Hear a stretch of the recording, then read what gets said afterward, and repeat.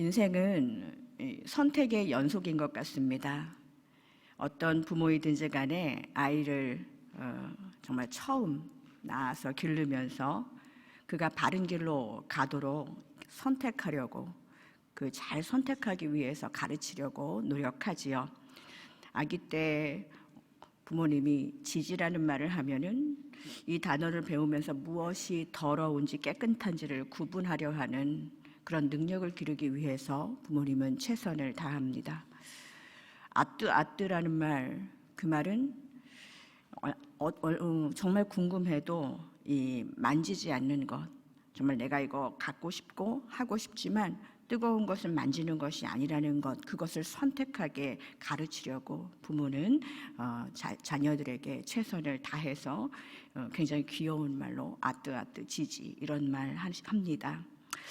이런 선택, 이것을 가르치려고 그것을 가르치는데 뭐라고 하는 사람은 아무도 없을 것입니다.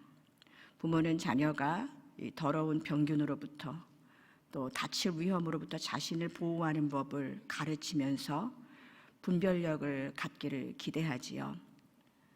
인생의 선택이 이렇게 지지나 아뜨처럼 명확한 선택으로만 있다면 참 좋을 텐데, 인생은 가면 갈수록 여러 가지 선택을 종합적으로 해야 하는 그런 고차 방정식 같은 그런 인생이 아닐 수 없습니다.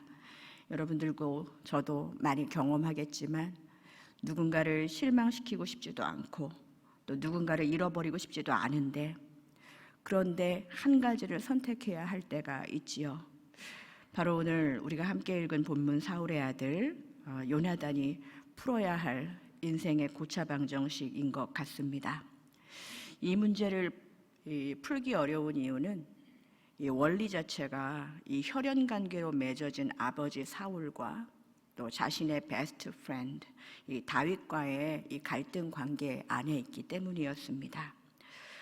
관계만 갖고 그게 왜 고민할 문제냐? 가족 편 들어야지. 이게 할 수 없는 상황이에요. 그렇다면 힘의 원리를 갖고 이 문제를 풀려 하면 이 왕의 명령을 들어야 하는 것이 마땅하겠지요. 그런데 왜 이 관계의 원리로도 힘의 원리로도 풀리지 않는 이 일에 대해서 요나단은 고민하는 걸까요? 가족이지만 또 힘이 있는 왕이신 아버지 사울이 관련된 일이지만 이 고차방정식을 푸는데 처음부터 매우 오류가 있기 때문이고 이것은 정당하지 않기 때문입니다. 아무리 이 방정식을 관계나 힘의 원리로 풀어내려고 안간힘을 써도 처음부터 이 공식은 성립되지 않을 만큼 부당해요. 그래서 요나단은 사울의 명령, 다윗을 죽이라 하는 1절의 명령에 대하여 부지런히 그 해결 방법을 고차 방정식으로 푼 결과 요나단이 다윗에게 2절 하반절에 보면은 이 죽이라는 명령이 그에게는 친구에게 숨어 있으라라는 해답으로 전해주게 됩니다. 여러분, 이 답이 나올 수 있었던 결정적인 단서가 1절 하반절에 있지요. 요나단은 다윗을 심히 좋아했다라고 기록되어 있습니다. 전장 18장 1절에서는 이 요나단의 마음과 다윗의 마음이 하나가 되었다. 그래서 요나단이 그를 자기 생명같이 사랑했다고 했습니다. 그냥 젊은 날에 한때의 그냥 낭만적인 우정이라고만 볼 수 없어요. 마음이 하나가 된다는 것은 진짜 마음이 정말 똑같다. 하나가 된다는 것은 그저 네가 떡볶이를 먹으면 나도 떡볶이를 먹을래. 그 정도가 아니라는 것이지요. 왕으로 세움받은 다윗을 정말 왕위를 상속받을 요나단이 내가 네 마음이 하나님의 마음과 합해서 하나님이 그걸 원하시면 나도 기꺼이 그것에 동의할 수 있어. 나도 너를 지지해야 한다는 하는 이 정치적인 그런 것들까지도 내 안에 있는 모든 것들, 내가 갖고 있는 기득권도 다 내려놓을 수 있을 만큼의 그를 열렬히 지지한다는 의미로 해석할 수 있겠습니다. 요나단은 다윗에게 진짜 생명일 수도 있고 자기 생명처럼 사랑하는 것, 갖고 있는 것, 그것이 왕위를 계승하는 일일지라도 하나님에게 합한 다윗의 마음과 하나가 되었다는 것은 결국 요나단도 하나님에게 합한 결정을 할 수 있도록 이 어려운 고차 방정식을 하나님의 시선과 방법으로 풀 수 있도록 하나님의 인도하심을 받은 것이지요.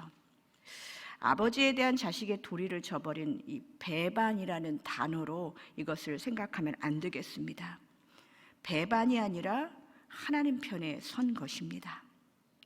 아버지가 분노와 질투에 눈이 멀어서 범죄하는 일이 없도록, 그리고 그런 불의한 일 때문에 친구가 생명을 잃지 않도록 요나단은 그의 최선을 다합니다. 나쁜 일을 해놓고도 엄마 편 안 드냐, 아빠 편 안 드냐, 혈육이 최고다. 이것도 이제는 하나님 편에서는 해결될 수 없는 문제라는 것이지요. 이게 아니라는 거예요. 옛말에 머리 검은 짐승 거두는 거 아니라고 했는데 사실 이 말씀이 굉장히 딱 들어맞는 것 같습니다. 자식도 마찬가지예요. 하나님을 떠나서 불의한 일을 하는 아버지가 자식에게 무조건적인 순종과 효도를 기대하는 것 자체가 하나님 앞에서 넌센스라는 거예요. 이렇게 최선을 다해서 자기가 사랑하는 이들을 위해서 인생의 고차방정식을 기도하며 풀기를 애쓰는 자녀들을 격려해야지요. 제 아무리 부모라도 잘못했으면 돌이켜야죠.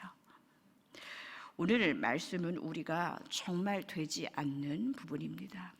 관계의 원리, 힘의 원리로 그것이 마치 하나님의 뜻인 양 우리가 무조건적인 그런 순종과 그것이 안 됐을 때 배반이나 나를 거역했다고 생각하는 그런 부모 세대, 그리고 어른 세대들, 그리고 힘을 가지고 있는 사람들 있지요.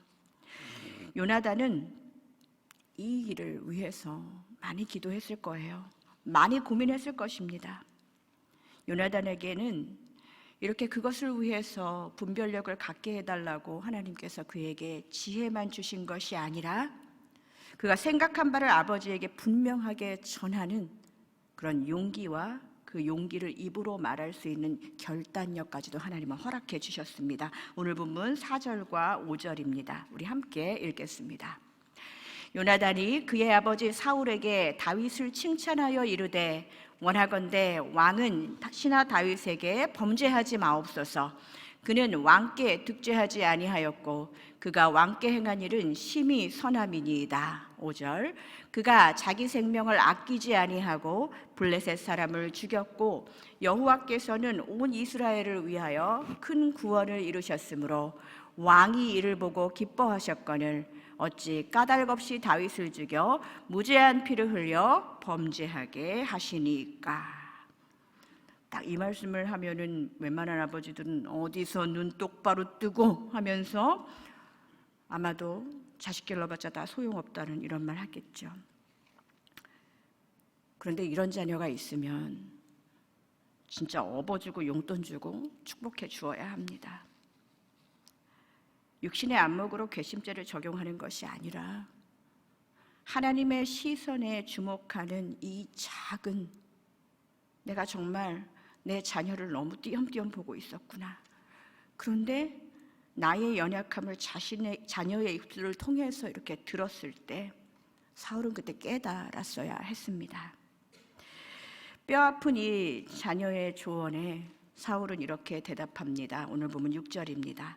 사울이 요나단의 말을 듣고 맹세하되 여호와께서 살아계심을 두고 맹세하거니와 그가 죽임을 당하지 아니하리라.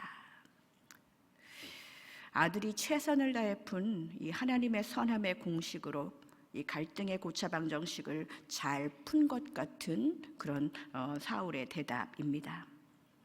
하나님의 영이 떠나서 어두워져가는 사울의 삶에 연약한 자녀 요나단, 그가 사울의 삶에 빛을 조금 비추이는 것처럼 보이지요. 아직 사울에게 선한 것이 완전히 사라지지 않았다는 것을 오늘 본문을 통해서 볼 수 있습니다. 이 말이 무슨 말이냐? 사울에게는 계속적으로 빛을 하나님께서 말씀으로 비춰주셨다는 거예요. 사울은 그 빛을 봤어야 했습니다. 사울은 그때 아들에게만 여호와에게 살아계심을 두고 맹세하노니 하면서 맹세할 것이 아니라 왜 자신이 이렇게까지 되었을까? 내가 왜 이렇게 비참해지고 비참한 나락으로 떨어졌을까? 열등감으로 왜 이렇게 휩싸여서 누군가를 증오하고 있을까? 여호와 앞에 옷을 찢고 회개하고 결단했어야 했습니다. 왜냐, 우리의 이 맹세하고 하나님까지 걸고 맹세하지만 이것 그 잠시에 아들이 눈 똑바로 뜨고 이야기하니까 그 두려움 때문에 아니 네 말이 맞아 하면서 조금의 선함 때문에 그것 때문에 돌이켰지만 우리는 이 맹세가 얼마 가지 못했다는 것을 이미 알고 있습니다. 우리는 지금도 이 아침에 눈물로 기도하고 문 밖을 나가자마자 누구를 붙잡고 싸울 수 있는 충분한 능력을 가진 사람들입니다. 여호와의 살아계심을 두고 맹세하고 눈물 흘리고 하지만 사울은 다시 블레셋과의 싸움에서 대승을 거둔 다윗을 못 견뎌하면서 다시 열등감의 나락으로 떨어지고 다윗을 미워하게 되지요.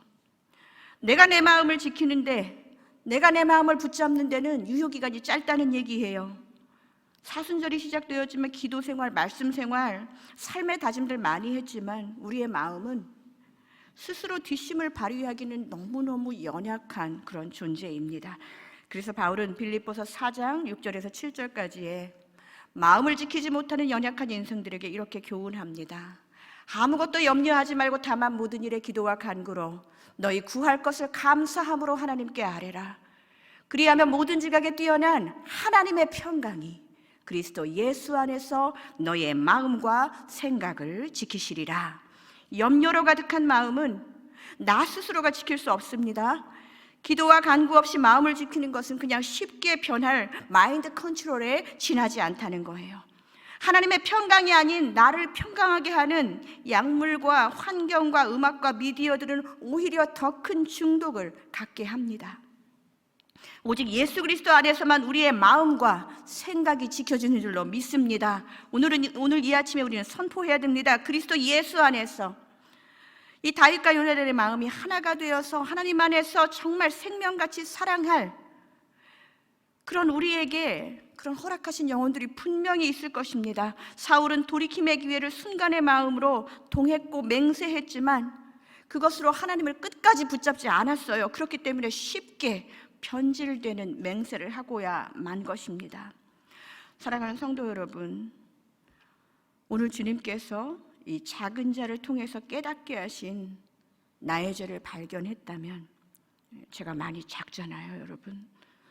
작은 자를 통해서 발견한 여러분의 혹시라도 또 하나님이 깨닫게 하시는 일이 있다면, 아니 내가 예전에는 좀 우습게 봤던 사람에게 뭔가 한마디 한마디 맞는 그런 나를 다시 돌아보게 하는 일이 있었다면, 그것이 나의 자녀를 통해서 하는 음성, 하나님의 음성을 들었다면 우리는 돌이켜야 돼요. 오늘 하나님께서 우리에게 하나님의 선함의 그 빛을 비춰주시면서 너의 작은 선함을 나를 붙잡고 다시 돌이켜라. 하나님이 인생의 기회를 주셨습니다. 그 기회 놓치지 않으시고 그리스도 예수 안에서 우리의 마음과 생각을 지켜주시기를 기도하고 오늘의 주신 돌이킴의 기회 꼭 붙잡으시기를 주님의 이름으로 부탁드립니다. 함께 기도하겠습니다.